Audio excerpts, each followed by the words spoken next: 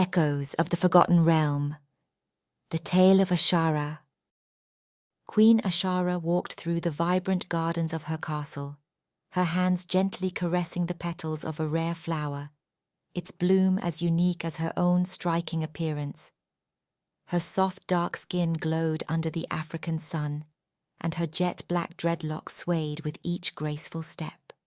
Her bright green eyes, however, held a touch of melancholy. Ashaara, called Jomo, her witch doctor and royal protector, his voice interrupting her reverie. The people await their queen's presence at the festival. Ashaara turned, offering him a smile that didn't quite reach her eyes. Thank you, Jomo. Tell them I will be there shortly. Unnoticed by Ashaara, Jomo lingered in the background, his gaze intensely focused on her. He savored these moments, basking in the trust she placed in him, allowing his presence so close, yet unaware of his true intentions. To him, these instances were the pinnacle of his existence, moments he treasured more than any other. Just minutes before, in the shadowy seclusion of his chamber, Jomo had been engrossed in a different, more sinister ritual. He chanted over ancient artifacts, his eyes burning with a disturbing fervor. There, he reinforced the spell he had stealthily woven around Ashaara, a spell of profound deception. It was his secret incantation that confined her mighty form to the frailty of a human and erased her memories. This magic was his bond to her, a way to possess her completely while he remained forever hidden in plain sight, cloaked as her loyal protector. As Ashaara walked towards the festival, her thoughts were not of the celebrations, but of the strange dreams that haunted her nights, dreams of colossal beings and a love so intense it transcended realms. Many miles away, King Ngozi stood on his castle's balcony, overlooking his vast kingdom. His heart, however, was consumed by thoughts of Ashaara, whose beauty had ensnared him since their last encounter. It was not wise to obsess over the queen of a neighboring land, yet no matter how he tried, he could not get her off his mind. Ngozi's eyes hardened. It's not mere obsession, she's my destiny. He whispered under his breath, the passion dangerous. I will have her, no matter the cost. The festival was in full swing, with music and laughter filling the air. Ashaara, adorned in her regal attire, tried to immerse herself in the joy of her people. Suddenly, the festivities were shattered by the thunderous roar of Ngozi's invading army. Chaos erupted as Ashaara was seized by Ngozi's soldiers. Jomo fought desperately to protect her, but the force was overwhelming. When he found himself against a wall, his throat partly pierced by Ngozi's spear, to save his neck he yelled, "Wait! I can help you. I can make her love you.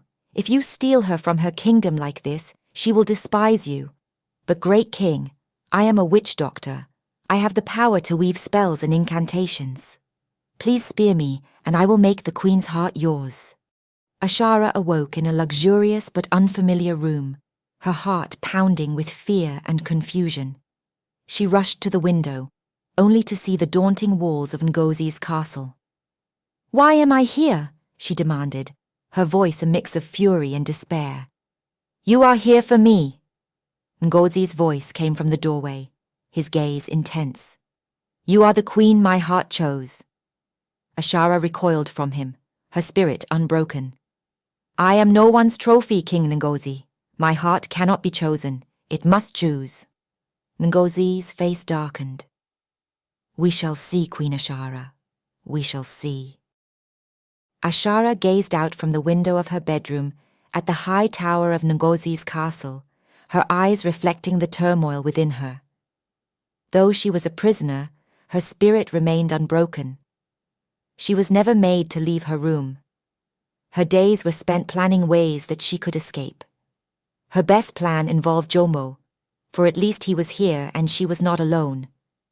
Jomo told her the king allowed his visits to her only twice per week once he remained under the guise of serving the king. But she would use his visits to her advantage. Surely he could cast a spell on one of the guards and steal the key. "Why am I here? What does Ngozi want from me?" Ashaara demanded. Jomo shook his head sadly. "Sometimes, Queen Ashaara, we are drawn to destinies we cannot comprehend. Your presence here, I would prefer it not be so. I miss our castle and our quiet days." He stopped, realizing he had almost said too much. How he missed her, watching her day after day, knowing she was his and his alone. He was the one who had captured her. He was the reason she was here and should be his only. His blood boiled at the thought of the king's interference in what had always been his solitary passion. In the dead of night, Ngozi summoned Jomo to his private chambers. "I can't bear her resistance any longer. Cast the spell.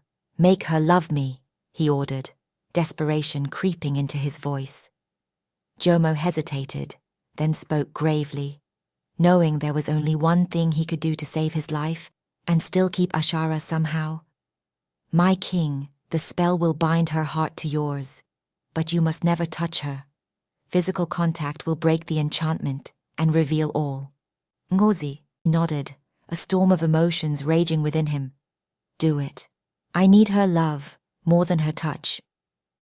Ashaara felt a strange shift within her the next morning. Her dreams were more vivid, filled with glimpses of a colossal figure and a love that felt overwhelmingly familiar. At the same time, she could think of nothing else but the king. At last, they allowed her out of the room and she sought solace in the castle gardens, but she was unable to run further and make her escape as she had so longed for.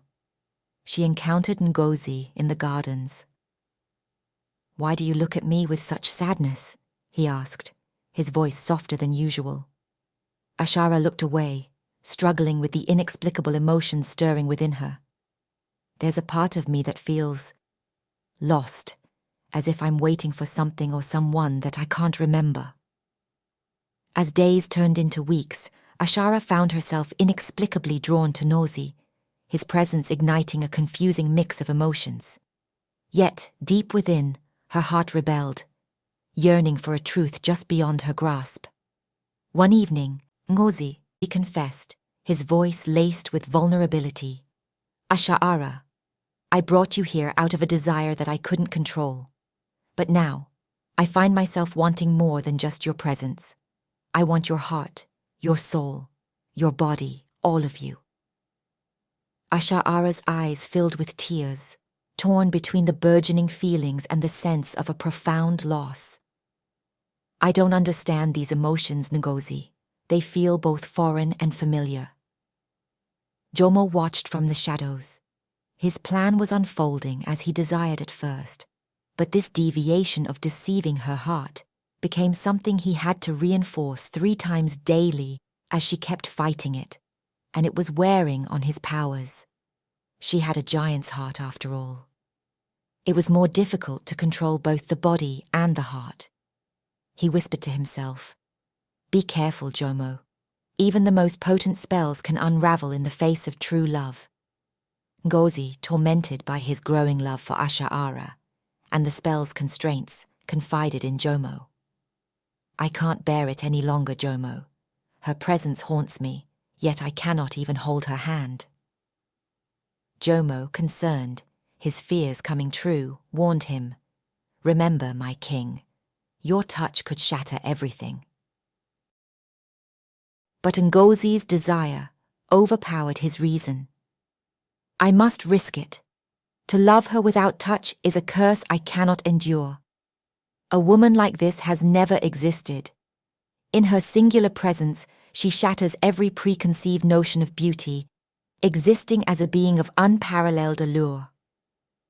One fateful evening, despite Jomo's warning, Ngozi, unable to resist the pull of his heart, gently touched Ashaara's hand. That's when it happened. The moment his skin met hers, a surge of energy and memories flooded through her. Ashaara gasped, her eyes widening in shock. The castle shook violently. "I remember everything. The giant realm, my true love, my real identity." Ngozi stepped back, horror and realization dawning on him. What have I done? The consequence of breaking the witch doctor's condition was more severe than he had imagined, for what he saw unfolding before him was not of this world. Ashaara was suddenly surrounded by a swirling bright light, and her body grew so tall it shattered the castle ceiling. Empowered by her reclaimed memories and form, she confronted Jomo. You stole me from my world, from my love. You? Jomo? Her shock evident. Ashaara demanded the truth and his reason why. Jomo, realizing his plans were unraveling, confessed his obsession and the full extent of his deceit. You were never meant to be a mere human queen, Ashaara. Your destiny was with the giants, with your true love, he admitted, his voice tinged with regret. His eyes burned with an intensity that betrayed his yearning. I was consumed, undone by the force of my desire for you. The madness of my longing left no room for reason. I dreamt of an eternity with you. I was selfish. Yet I failed to shield you from the ravages of war. I suddenly saw this day would come when the king appeared to claim you, and though I knew you might take my life once your truth was revealed, I couldn't endure the thought of another claiming you. For you to be a captive to another's will was a fate I could not bear. So the stipulations of your spell, interrupted the king, realizing. Forgive me, Ashaara, Jomo said. Ashaara's heart ached for the lost time and love, her anger boiling over. You played with lives as if they were pawns in your game. You helped these kings to keep me prisoner. Her eyes filled with rage, and both the king and Jomo saw their death at hand. But suddenly, a distant call resonated through the skies and in Ashaara's heart. The call of the giant prince, her long-lost love. As Jomo's spell on Ashaara had also held the prince captive, now that it was broken, the prince would be there soon. She turned toward the call, her eyes searching. She felt his presence drawing near. I have waited for this moment, she whispered, a mix of joy and sorrow in her voice. I was lost, but still I know you, and have been longing for you. From the depths of the ocean, a magnificent figure had emerged. The giant prince, his eyes searching for his beloved, was walking now on land. The earth quaked as he moved. The giant prince, towering and majestic, strode towards the castle. His eyes, full of centuries of longing, finally found Ashaara. My love, I have crossed realms to find you, he declared, his voice a deep rumble. Ashaara, tears streaming down her face, the memory of their love enrapturing her. Ngozi watched from a distance, his heart sinking with the realization of his loss. He had not known that she was a giant, nor that she had a lover. What have I done in the name of love? He muttered, the pain of regret evident in his voice. Jomo, facing the wrath of both Ashaara and the giant prince, pleaded for mercy. I was blinded by my own desires. Forgive me. Ashaara's angry gaze turned to one of compassion as her anger had faded now that her prince was with her. Your actions have caused much pain, but I choose not to be bound by hatred, she responded. She turned to the giant prince. My heart belongs to the giant realm, and to you, my prince. It forever will. The giant prince, understanding and noble, nodded. Never again will you be removed from me. He smiled at her, and it was a smile never seen in this world, which broke the hearts of both the king and Jomo, for it was beautiful. The prince kissed Ashaara, and in a flicker of light they vanished, never to be seen again. Ngozi, realizing the depth of his folly, could see nothing, only steer off into the emptiness that now filled him. Jomo slipped away, knowing that he would be killed once the king was no longer in shock. They were both changed men. Jomo would never again cast such a spell to steal what was not his.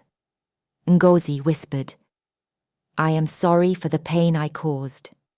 May your future be filled with the love that I could never give." Ashaara and the giant prince stood at the threshold of the giant realm, hand in hand. The landscape was breathtaking, with towering mountains and lush forests stretching as far as the eye could see. "This is our new beginning," Ashaara said, her voice filled with wonder and hope. "A life where love and duty merge." The giant prince looked into her eyes, his love as vast as the realm itself. "Together, we will create a world where no heart feels the pain of separation." Ashaara whispered, "In this life and every life to come, my heart is yours."